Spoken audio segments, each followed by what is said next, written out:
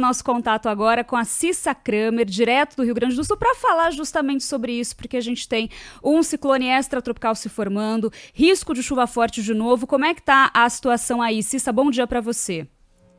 Oi, Mayra. Oi, Sabino. Bom dia a todos. Olha, situação bem complicada, uma segunda-feira de muita chuva aqui em Porto Alegre, uma chuva que não para, ela vem um pouco mais força, fica um pouco mais fraca, mas é constante, e por isso há uma situação de muita apreensão, porque a gente já tem uma rede de esgoto, uma rede fluvial, né, com a capacidade esgotada, muitas ruas ainda seguem alagadas, né, aqui na Zona Sul, onde eu falo agora, a gente tem toda a Avenida Guaíba, né, que tem o calçadão de Ipanema, para quem conhece Porto Alegre, completamente tomado pela água, e a água avança em direção a casas, né, nas ruas que cortam o bairro, situação igual no bairro Serraria, onde muitas famílias estão há 23 dias sem energia elétrica, e na zona norte da capital também, bairro Sarandio, mas está inclusive um protesto agora de moradores em função dessa água que não seca, né, e não há nenhuma atividade para que isso aconteça. Eles estão há 23 dias também sem energia elétrica, o trânsito é interrompido na saída de Porto Alegre, né, que só tem 2 saídas, então uma manhã bem complicada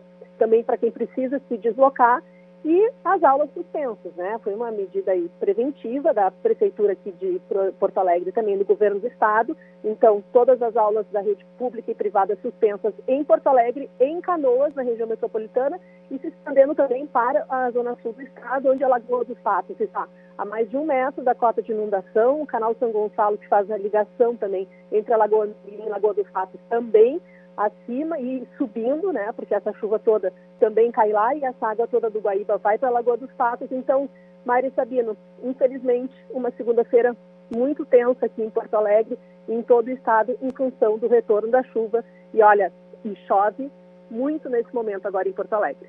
Olha só, chuva forte em Porto Alegre, como disse a Mayra, né? Parece que é um problema que não acaba nunca, né? Um problema que se repete sempre nos últimos dias. Aí lá em Porto Alegre a gente torce para que realmente a situação não piore. Lembrando que há uma questão agora de se liberar as prefeituras, em estado de emergência como elas estão, das licitações para poder tomar providências rápidas para a população. E nesses momentos cresce a importância do Tribunal de Contas. O Tribunal de Contas vai ter que fiscalizar aí todas as despesas feitas pelos prefeitos nessa situação para tentar mitigar a situação de calamidade daquela região. E Cissa, eu queria te perguntar sobre a questão dos abrigos, né? A gente já tem aí pessoas que estão há basicamente 1 mês, né, nos abrigos. Como é que tá essa situação hoje aí? Ainda tem muitos espalhados pela Grande Porto Alegre? Sim, muitos abrigos, né? Só aqui na capital são 146 abrigos, né, provisórios, mas que, como tu bem disse, Mayra, já estão aí há quase 1 mês instalados, né? Claro, muitos agora precisam retomar a sua atividade principal, como escolas, né, como clubes. Então já há, claro, uma reorganização com cerca de 12 mil pessoas abrigadas em Porto Alegre, né? E esse número chega a quase 80 mil em todo o Rio Grande do Sul.